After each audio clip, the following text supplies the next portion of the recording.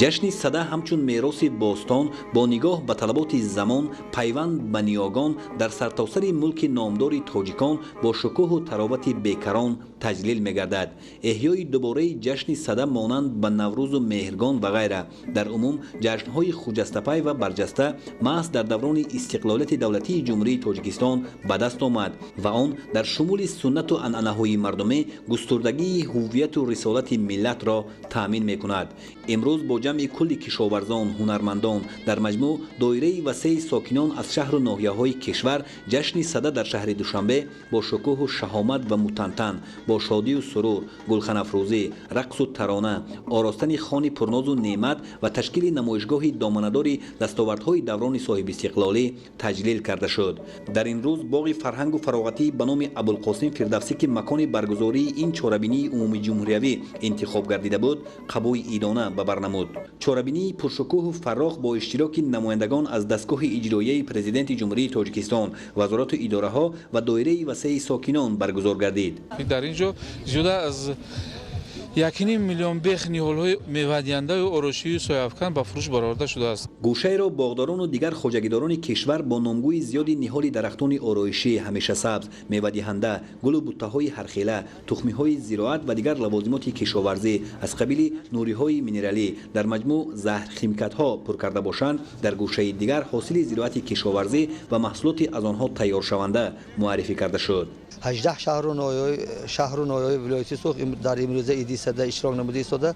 اساساً از در اینجا امروز نیال‌های میوه دهنده همیشه سبز، گل بوته‌ها، هنرهای مردمی، حاصل زراعت‌های کشاورزی، تخمی‌های هر خیله پیشنهاد کرده شده است. فراوانی محصولات و رشد و پیشرفت ساحه کشاورزی در جمهوری تاجیکستان در نمایشگاه دامنه‌دار امروزه بر علا احساس می‌گردد. از طرف نیال پروانان خواجگی، تخم پروری خواجگی، دهقانی از قبیل درختان آرایشی، درختان میوه دهنده و تخمی‌های خوش‌صفتی غله‌دانگی‌ها و لوبیاگی‌ها پیشکش نموده. صده این آمادگی به کشت و کار بهاری است. هنگام فرا رسیدن این جشن باستانی تکنیک‌های کشاورزی تعمیر گردیده به موسم نوی کشت و کار تیار کرده می‌شوند. در این زمینه نمودهای زیادی تکنیک و مکانیزم و دیگر ماشین‌آلات کشاورزی که برای کشت و کار بهاری آماده‌اند به معرض گذاشته شد. در این چهاربینی با شکوه کل کشاورزان جمهوری امروز آمادگی به کشت و کار بهاری داشته،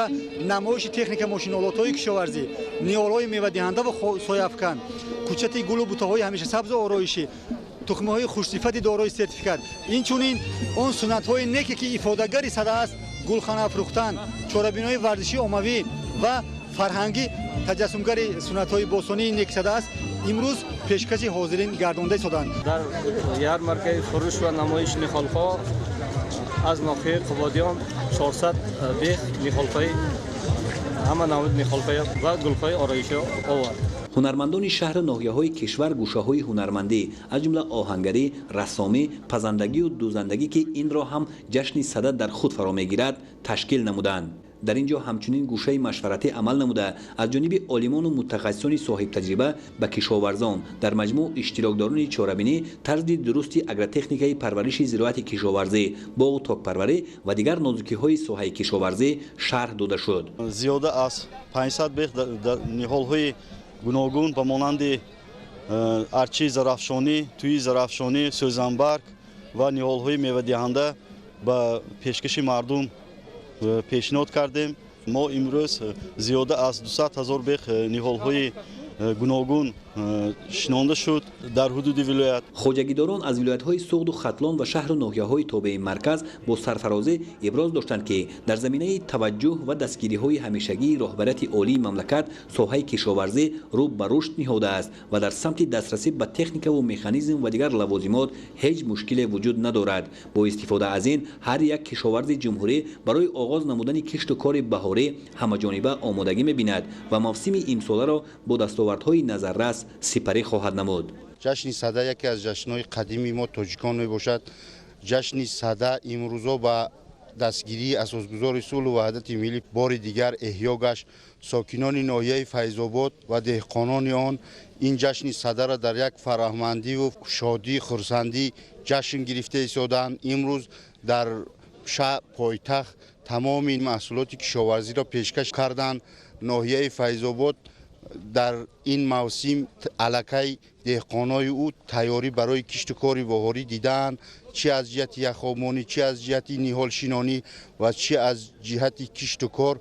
در این چورابینی ایدی صدا مردم شهری ترسونزاده باید دلگرمی اشتراک کرده ایستاده هستند. کشاورزان شهری ترسونزاده در سطح بلند سال 2020 برای زیاد نمودن محصولات کشاورزی آماده هستند. هنرمندان چیره‌دست نیز کشاورزان کشور را همراهی نموده با هوسمندی و شادی و نشاط از به پایان رسیدن دوره سردی‌ها و فرا رسیدن دوره گرمی دسترنج خویش را به نمایش گذاشتند. گلخن افروزی جزء اساسی تنتنه‌های جشن صدا را تشکیل می‌دهد. آتش رمز گرمی و نور و محبت و صداقت میان مردمان است.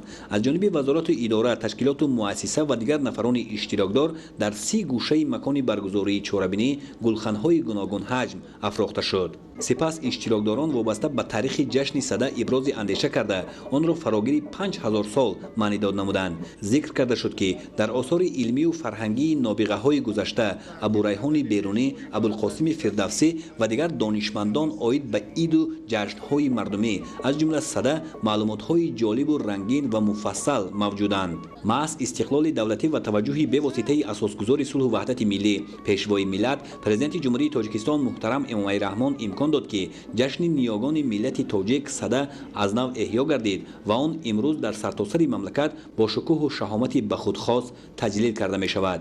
یکی از سنت های نیک جشن صدا این قدردانی پیشقدمان ساحه کشاورزی می باشد. در این روز از جانب وزارت کشاورزی جمهوری تاجیکستان نفرانی که در رشد ساحه سهم ارزنده گذاشتند با افتخارنامه و تحفه های ارزشمند سرفراز گردانیده شدند. در همین زمینه همچنین آزمون جمهوریوی اختراعکاران جوان جنبش کرده شد. به اطلاع مسئولان این آزمون در سطح ناحیه‌ها گذرانیده شد و امروز در دور جمهوریوی 4 نفر اختراعکار با افتخارنامه و تحفه‌های پولی قدردانی شدند. در مجموع جشن صدا در پایتخت مملکت شهر دوشنبه با رعایت سنت‌های اجدادی در سطح بلند و خوش و خاطرمان دایر کرده شد که آن هوسمندی بیشتر کشاورزان را در سمت به دست آوردن موفقیت تأمین خواهد نمود. صدرالدین سراج‌الدین مهروز جمعه برای برنامه اخبار.